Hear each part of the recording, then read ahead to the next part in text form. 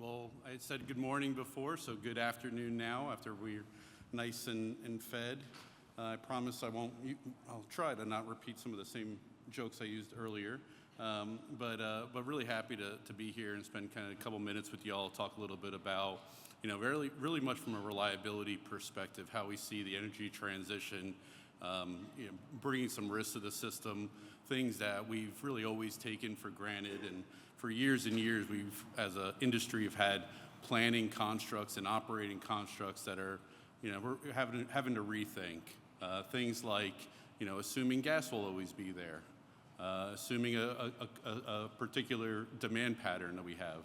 We have a lot of risks along the way and challenging our constructs of how we plan our systems and how we ultimately operate those. I described a little bit about kind of NERC earlier, but for those who maybe don't know NERC as well, NERC does a couple different things, develop reliability standards, but also do long-term and seasonal reliability assessments. And so, really our role here is to, kind of using that analogy I used earlier, but really the assistant in the passenger seat of the rally car, identifying challenges to the driver, the one who really has their hands on the control, understanding where different risks around every corner might lie. And really where we find ourselves is in this hyper-complex risk environment stemmed by rapidly changing resource mix, the extreme weather complexities, not only some of the facts that that we've seen, meaning these extreme weather events are happening more often, are broader than maybe more local, and not only affecting demand, we've kind of always talked about weather and its impact on demand, but really the resources. And we're building so many resources that are reliant on the weather, that extreme weather really poses challenges to their availability and kind of what we're expecting out of those resources. We talked earlier today about decisions that are being made, and energy policy is really at the forefront of our engagement and our collaboration with, again, the policymakers that ultimately have the authority to, approve investment projects and also give direction and some needed clarity around where we're going as a nation, but also even more broadly around the continent. And then, of course, a rapidly evolving threat landscape, the supply chains, our cyber and physical vulnerabilities. There have been a slew of concerns and kind of red flag warnings around these changes and that risk. But all of those, that's kind of the risk landscape. All of those are prompting risks into what we do here every day. Resource and fuel assurance and uncertainty. So our assumptions around what we gather from gas and what we can expect from our renewables are changing, and we can no longer rely on some of the rules of thumb that we had often relied on for many, many years. Because of the changing resource mix, there's a concern around the loss of essential reliability services. And essential reliability services is kind of like a branding thing. It's a very complex subject, but it kind of describes all the things we're worried about beyond just megawatts and energy, right? It's all the frequency response, the voltage, the dynamic support that comes from, inherently comes from synchronous generation, which we have less and less of these days. And kind of the way I try to always describe it when I'm trying to talk to a more general audience is, I tell an example of how I went out and bought a backup generator. I mean, I'm the reliability guy. Of course I'm going to have a backup generator. And when I went to go get this thing sized, kind of doing it myself, I did a kind of DIY approach, as any electrical engineer would want to go do. So I started sizing this thing, and I chose a 9,000 watt generator. And of course, even though I'm an engineer, I thought 9,000 watts would be totally good to support my 2,500 watt air conditioner. And wouldn't I installed everything, and I tried to run this air conditioner, and I couldn't get the air conditioner started. 9,000 watts, 2,500 watt air conditioner, why won't this thing start? And it's really because all of these essential reliability services that we get from the grid that we don't even look at, right? We don't price inertia. We don't get a reactive support line item on your bill. But all these things come from the grid and are able to turn the motors that were ultimately needed to keep us healthy and safe.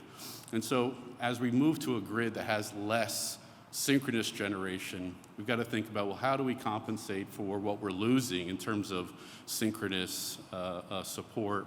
How can we get that out of inverters? How can we synthesize it? How can we also maintain and keep those synchronous generators online until we figured out a path and a bridge for a new future of resources? And that's really what it's all about. You know, if you look in the future, and you've heard all the questions around, can we reliably support a 90%, 100%, net zero future? And the answer is yes, you can get there, but technically, making sure it's reliable all the way through, and then ultimately what it's going to cost to get there, I think are unknowns that we really don't have a really great view on. And so this bridge to get us there needs to be reliable along the whole way. And so just take a step back and look at some of the data we have. If you look at the last 10 years, so top left, last 10 years, this is the capacity stack from 2012 compared to 2022. And over the last 10 years, we've actually decreased the amount of capacity on the North American bulk power system. Is that a surprise to anybody? That's kind of a surprise, right? And because you know how much gas capacity we built, we know how much solar, we built a ton of solar and wind, but when you look at the on-peak capacity, right, the actual stuff that matters for reliability, it's actually decreased in the last 10 years. And so if you look bottom left is the last 10 years of demand growth, 3% demand growth over the last 10 years. I think that's what we expect like next year. But in the last 10 years, we've had modest growth, but still kind of going the wrong way, right? We're not building more capacity to support an increasing demand growth. And so now we're going to fast forward into the future. You see where the future is. I talked about that earlier. 15% demand growth over the next 10 years. Even that is old. That's our latest long-term assessment. It's about a year old. So this is that's significant growth that we have underway. So it's kind of no surprise as we conduct our analysis, and y'all who are doing the analysis, I'm with my people here. There's a lot of engineering and study work around that map that shows the risk areas, but that's the map that gets posted in the Senate committee hearings, right? Because it's kind of easy to understand, but it's backed up by a lot of technical work. But when you look at those risk areas, it's kind of no surprise looking at kind of the path we've been on, that more areas are risky. We have more areas that are in kind of what we call a high risk area, meaning they don't have enough resources to support even their 1 day in 10 planning criteria. And more areas are getting into this elevated level of concern. So the big picture takeaway from this, and if you can take one thing away, is that as an interconnected system, because we're all interconnected, as every area has less resources, right? So every area is kind of doing their own thing, tightening their margins, retiring generation. As every area gets tighter on their margins, they're much more reliant on their neighbors. And so that's where we have a lot of issues we've seen in the past, is that reliance on the neighbors. There's two really good examples that come to mind that really help illustrate this. Does anyone remember what happened on June 6th of 2023? We all remember that, right? Okay, well, it's not a surprise. Most people don't know because the system was operated the way it was planned, and there was probably no issues on the grid. But on this day, if you look from the bottom of Texas all the way to the north of Saskatchewan, there's about 60 gigawatts of wind along that stretch of that tranche of land. And on that day, we had what we call a wind drought. The Germans have this, and it happens so often, they created a word for it, Dunkelflaute, And so we had our own Dunkelflaute on June 6, 2023. It's their word for renewable drought. So cloudy, no wind. This happens often in Germany, but it happened to us. So on that day, 60 gigawatts turned into 300 megawatt output, right? So we had no wind, we had very little solar, and so the gas turbines had to increase, we had more reliance on our ties from our neighbors, but we got through it. It's a very different story if this happened on July 6th, right? Or August 6th, or December, maybe not December, January 6th, right? When the system's peaking, when we have a lot less flexibility, there's a lot less margin on the system. These things happen. It has happened, it will happen, and that's not a danger or a threat. It's a new criteria, it's a new scenario we have to plan the system to. Understanding that, these things are kind of fall in the tails, but if they're going to be happening more often, we really have to understand them. The other really good example comes from Winter Storm Elliott, where transmission was limited its ability to help its southern neighbors. PJM was limited in its ability to help TVA. Well, why? Well, TVA for years and years had always been able to rely on its neighbors. They had tons of margin, they have excess capacity, especially in the winter, right? Not a lot of peak demand in the winter.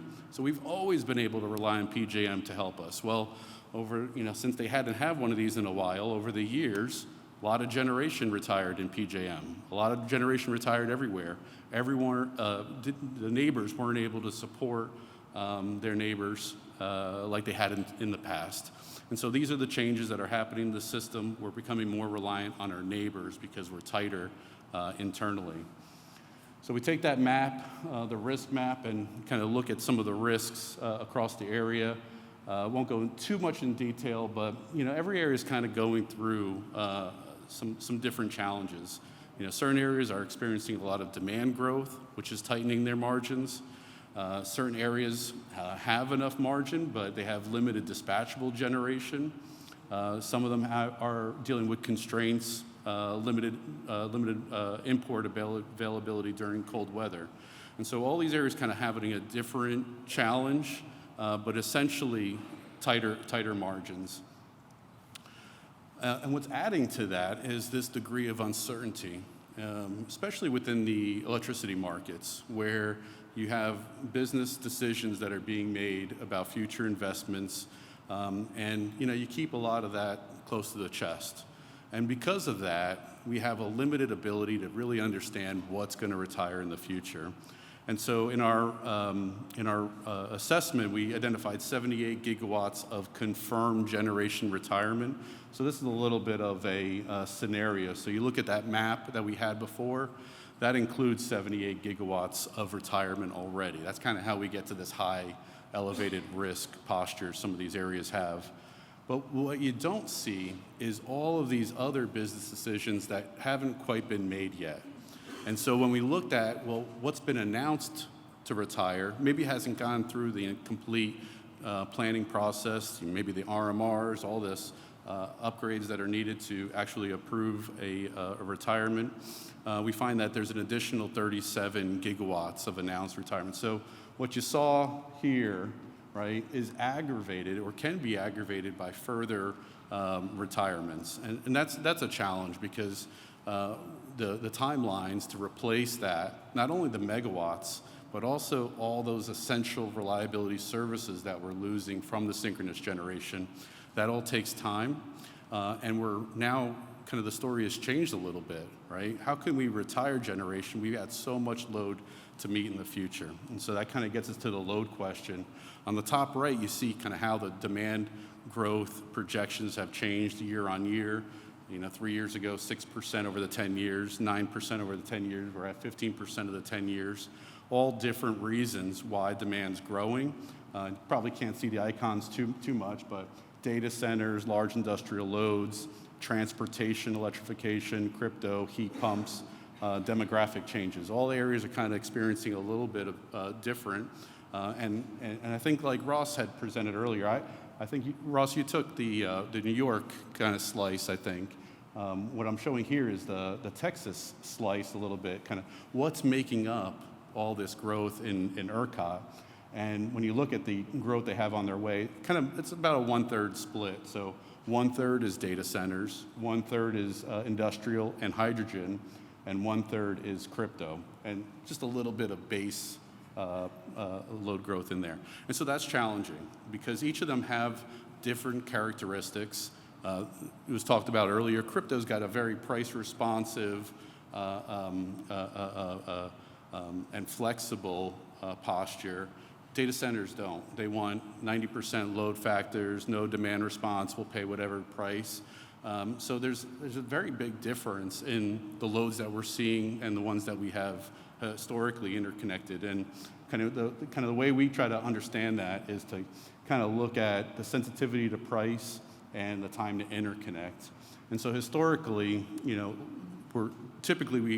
interconnected large industrial facilities, maybe 20 megawatts, maybe 100 megawatts, and you knew about that like 5-10 years in advance, right? And we kind of were able to plan for that.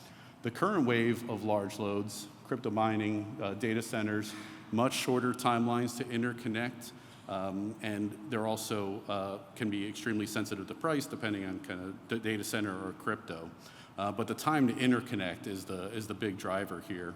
And in the future, kind of all over the place, hydrogen, electrofuel production, they will have a range of interconnection timelines and price sensitivities a little bit farther out to kind of put them in a bucket.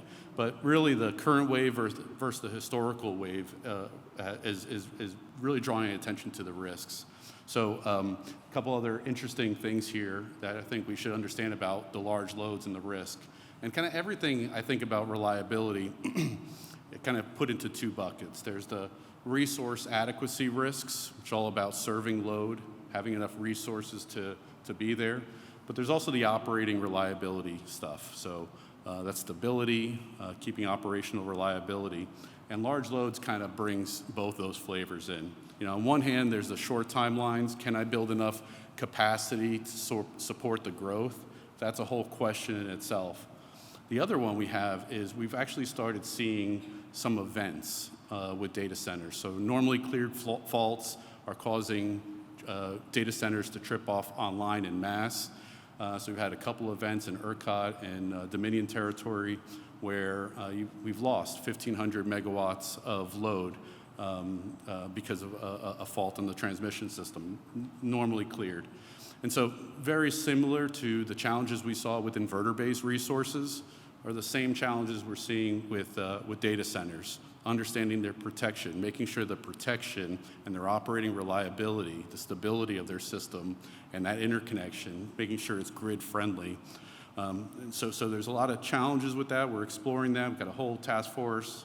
This is a really big deal to make sure we can reliably interconnect those resources.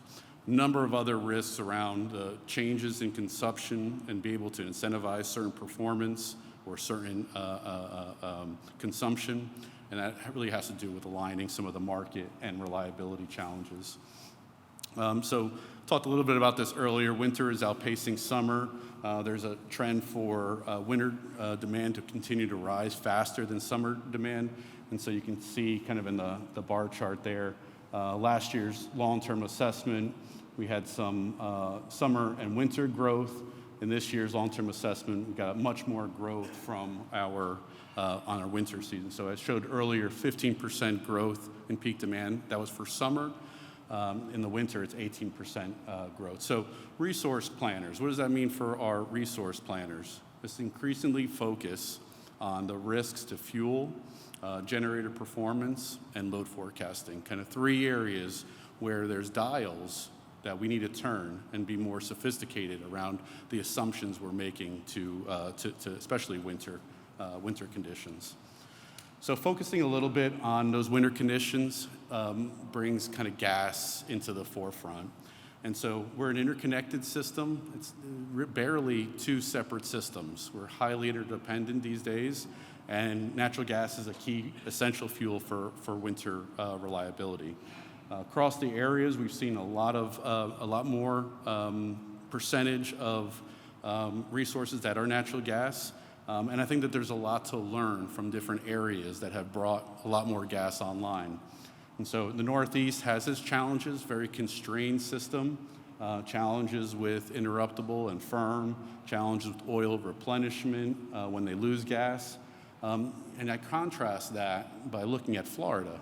And Florida kind of sticks out here. I think it's the most, Florida, yes, 79%. It has the most natural gas as a percentage of its winter resource mix. But you never hear about the gas challenges in Florida. And there's a couple of reasons for that. So I think there's a lot of things to learn in Florida. Well, one is they didn't have the residential heating system to kind of piggyback off of, right? And so most of the country, a lot of the firm comes from the LDCs, the local distribution companies that actually own the pipeline, that have kind of made investments in the interstate pipeline to get residential heating to customers. Florida, they don't have that, right? Not a lot of gas residential heating. And so the utilities and gas generator owners invested and really paid for the interstate pipeline to be built in Florida. So they hold a majority of the firm rights to that gas. It's high pressure. It's built for the turbines they have in Florida. And then there's another thing they do. They've got a lot of oil backup. They've got this cost recovery, still vertically integrated area. They don't have the market kind of price disparities to worry about. And so they put that in their rate structure, and they get cost of recovery for the oil inventory that they use for backup. Those are some pretty sane strategies when we think about how do we move to an area where we're in just-in-time fuel, we're relying a lot more on natural gas, but we've got to keep it as reliable as we have, when we can look in our coal piles in the backyard and say, 1 month, 2 month, 3 month, I'm good.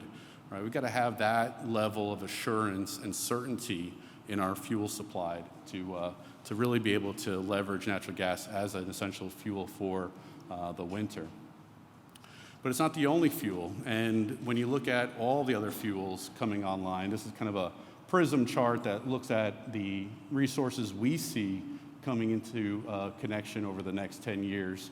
And you can see the largest increase is with PV and solar battery projects. In fact, the solar PV makes up about half of the resources that are coming online.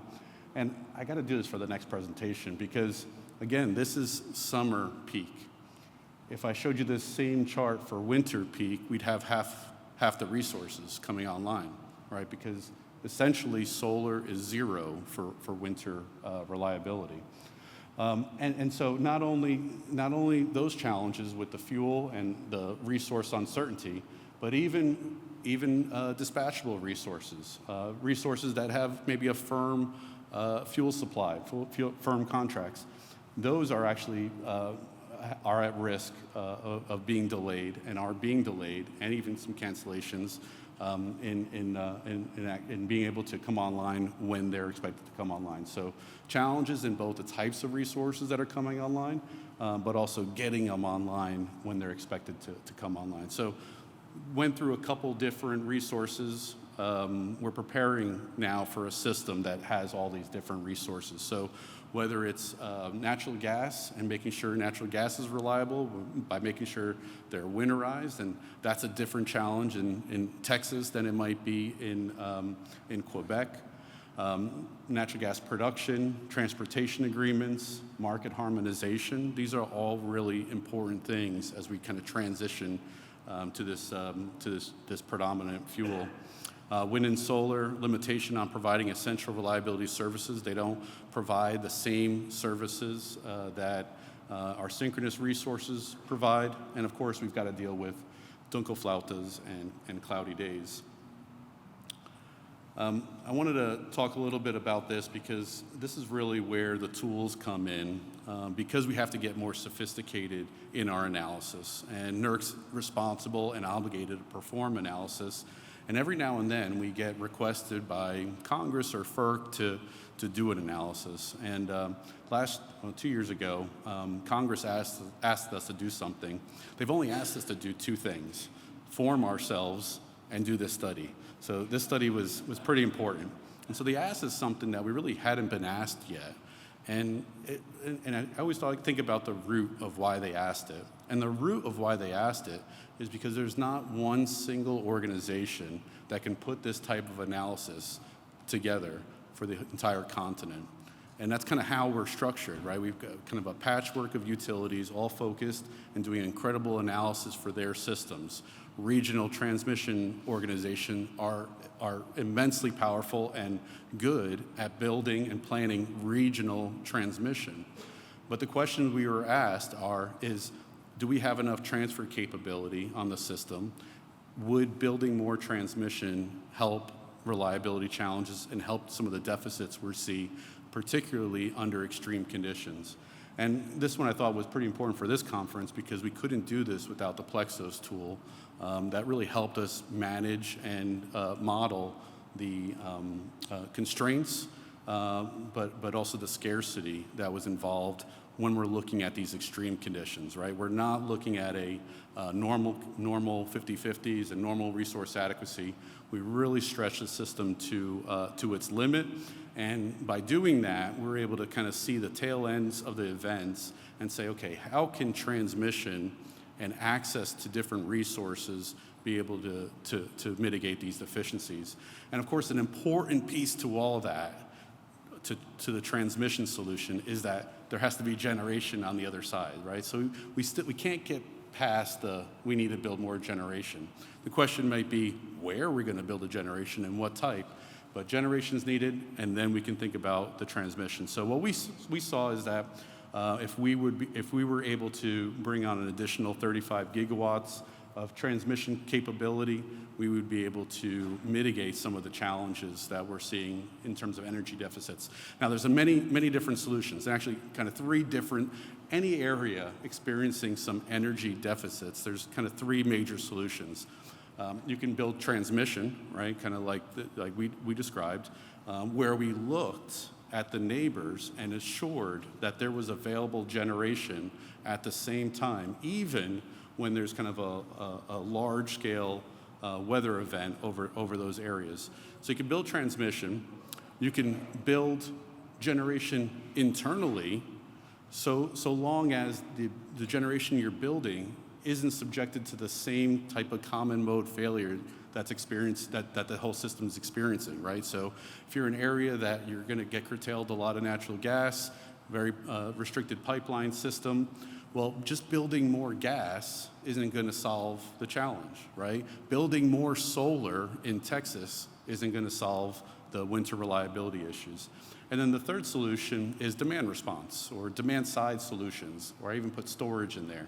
So there's always three different solution sets to develop. This one was focused much more on transmission. It won't alone resolve all the issues, but there were some recommendations here I think could help the conversation and really get the people who build transmission and the policymakers together to talk about a solution. And so I'll leave you here with some of our reliability priorities as we try to balance that load growth and then the electrification efforts and the reliability realities that we surround ourselves in. So, of course, we need to deploy new resources that not only provide the energy, but also have the essential reliability services that are needed. So that could be in the form of inverter controls, keeping resources derated so that they can move upward, synthesized frequency response. There's a lot of different ways to do this, but we've got to make sure we've got enough inertia and essential services on the system. We need to build more infrastructure. There's kind of no way around that. It's obvious. We have to build gas. We have to build generation. If we don't, it's going to be really tough to meet our demand needs and really the economic growth that's potentially in front of us. We got to secure balancing resources, so ones that are flexible, but also the fuel supply that's assured. And so what does that fuel supply look like? Mostly from natural gas perspective is building more natural gas. And then the final thing is kind of shifting our planning construct. I talked about this earlier on, where we've kind of used reserve margins, 1 day in 10 criteria for many years, and that's a foundation for the tools to run on. But getting beyond this capacity question and really getting into the energy question, looking at multi-metrics for resource adequacy, getting that energy look where we're not missing the tails, putting in these scenarios like, can you survive a Dunkelflaute, right? Can you survive these rare events? And if not, well, what's the plan, right? How can we build a system that's resilient to some of the risks we're building? These are the planning constructs that need to evolve as we're trying to modernize our system. So happy to take any questions you have on that, but really enjoyed spending the time with you on this. And among friends, analysis is really important, but engaging that analysis to the folks who actually make decisions is going to be really important to move us forward. So thank you.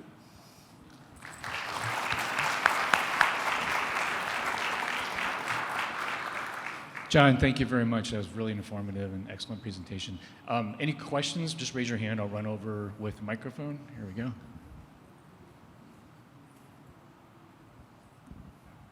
Building transmission is expensive, right? And some of that's going to end up in the rate case. Is there anything to do to balance the costs of those needed upgrades and high electricity prices?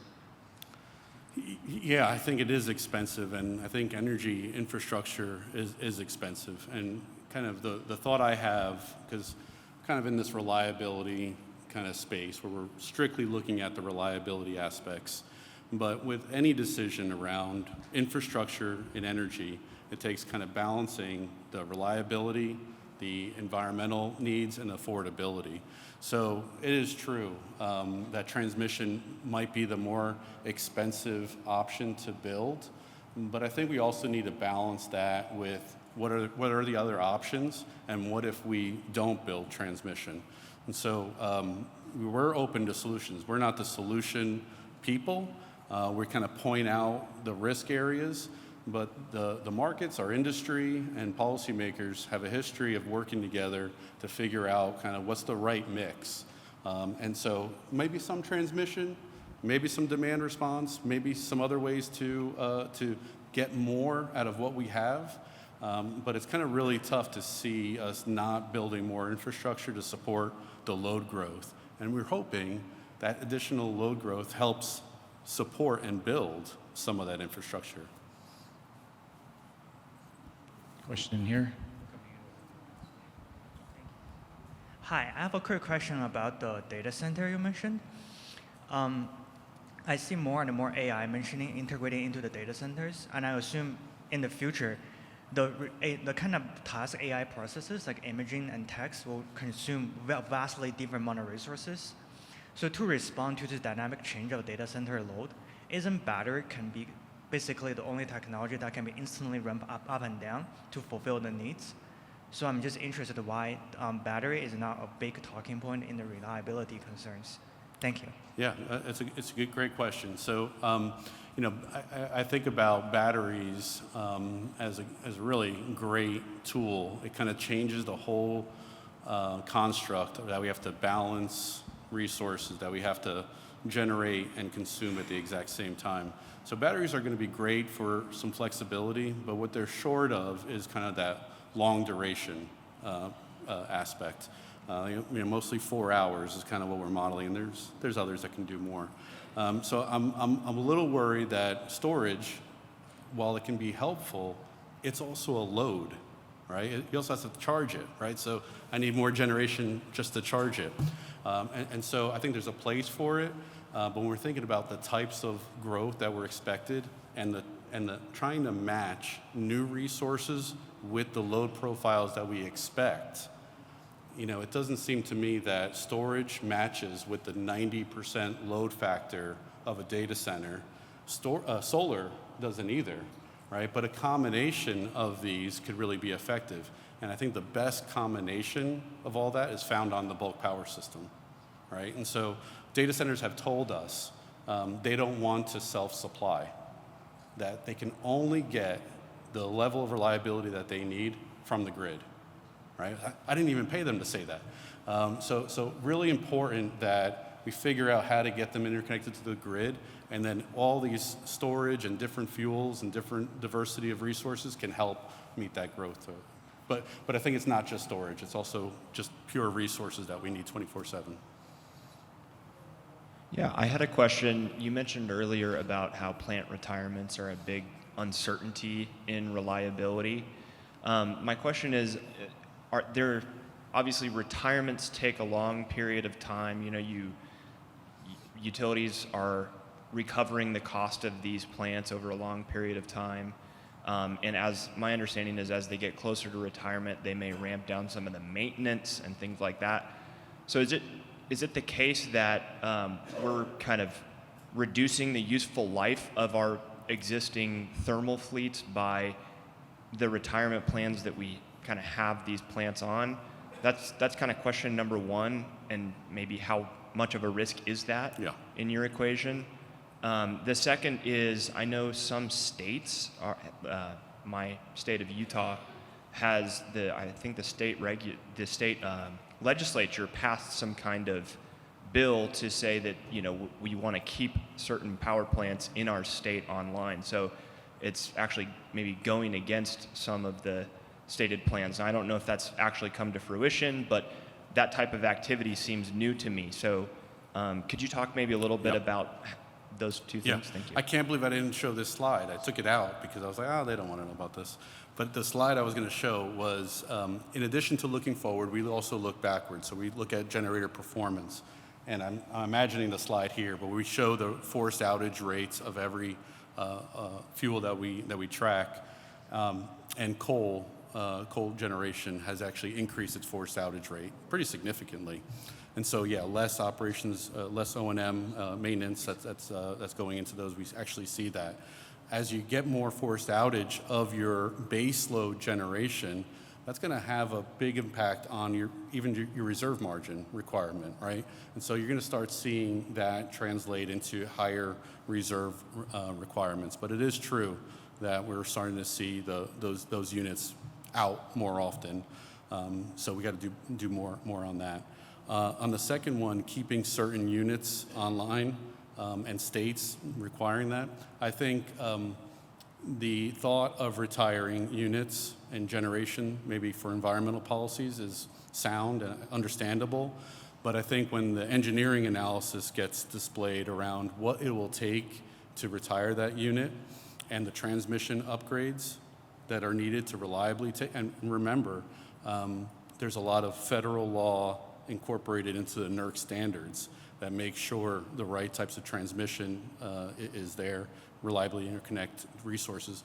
As soon as they see that, a different question comes to mind around, okay, well now, maybe I just defer this a little bit longer because we got to keep it online until we bring other resources in. So I think states have an incredible responsibility and authority around that, and they're the ones who can make decisions around keeping certain units online. So it's more them than the federal policies around this.